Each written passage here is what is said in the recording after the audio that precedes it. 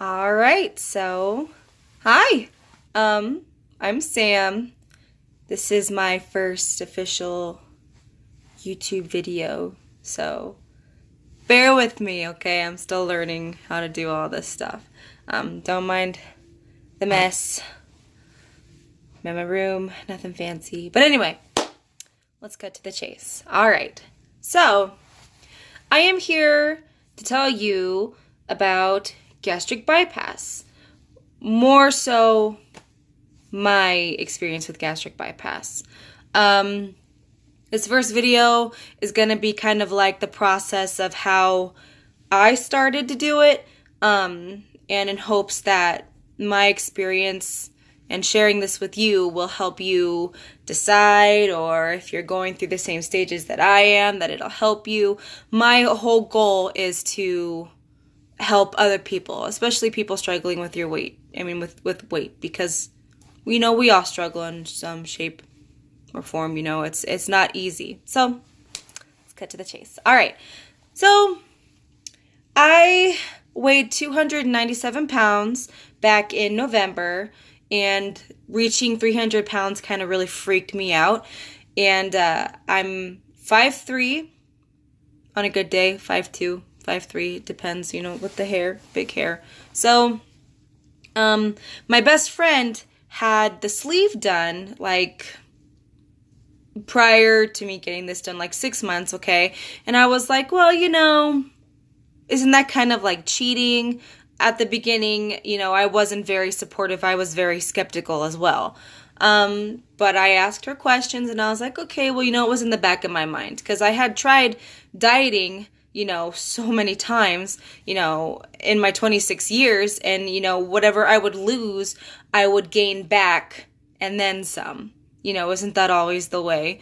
So, I started talking to people, and actually a couple of girls that I worked with had bypassed the gastric bypass, and I was like, okay, well, these people did it and they didn't die, so that's the big thing that I was thinking of, was like, oh my gosh, you think of surgery and you think of the worst, and things have evolved so much that it's not as scary as you may think. So I had a bug in my ear, and I was like, okay, well, I'll go check it out. So I go to my program that I chose, my hospital that I chose. They had a really good program.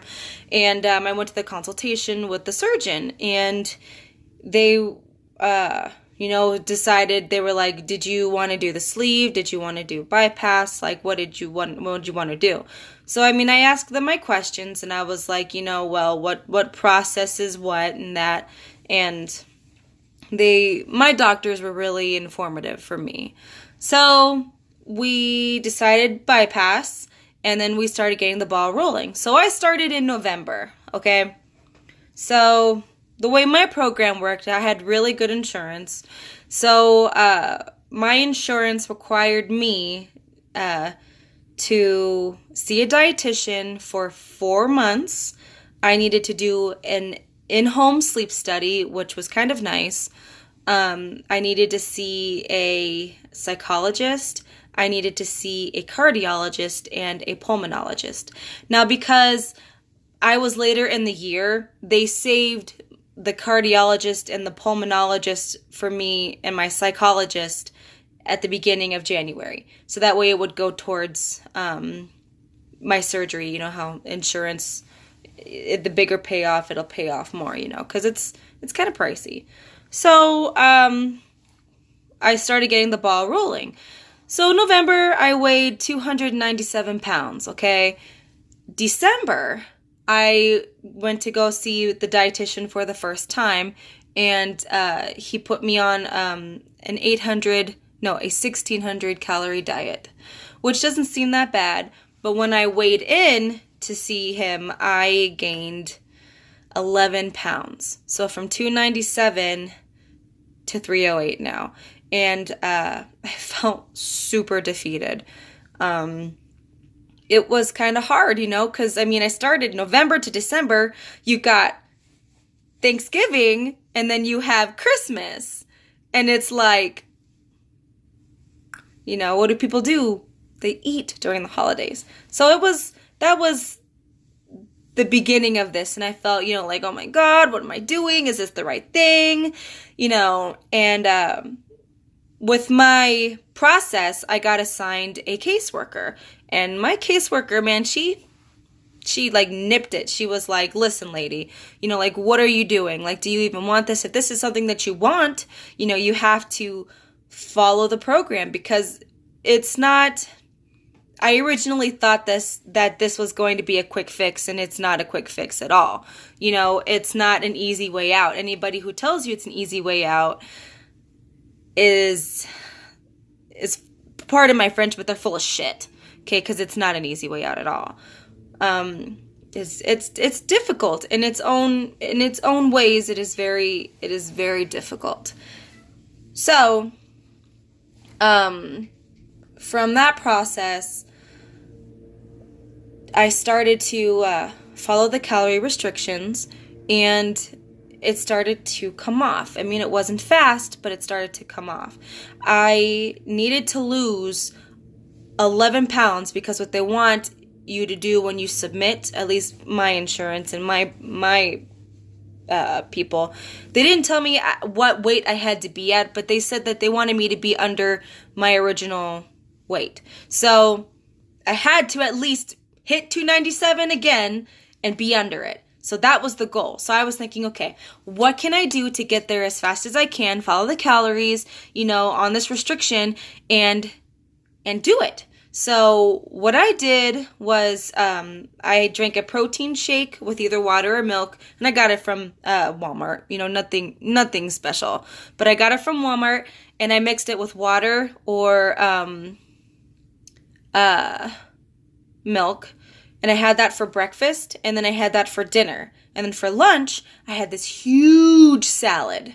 Okay, and I put whatever I wanted on that salad. I put buffalo chicken, crispy buffalo chicken. I put regular chicken on it. I put bacon. I put olives. I did do low-fat ranch dressing. But, eggs, carrots. I put whatever I wanted on that salad. That was my big hold you over. But, the weight started to come off. It wasn't fast, but it came off. In my first, from December to January, I lost 7 pounds, So, I mean, if you're in... And maybe that'll work for you, but after a while it gets boring. But if it's something that you want, you gotta put the dedication into it. Nothing is that's worth it is ever easy. So, gotta think of that. So from December to January, that was my main priority, to get the weight off as fast as I could. January, I saw my psychologist, and that went well. And then February and March, I saw my cardiologist and my pulmonologist, and they were kind of pricey. And then somewhere around in there, I did my sleep study, my in-home sleep study.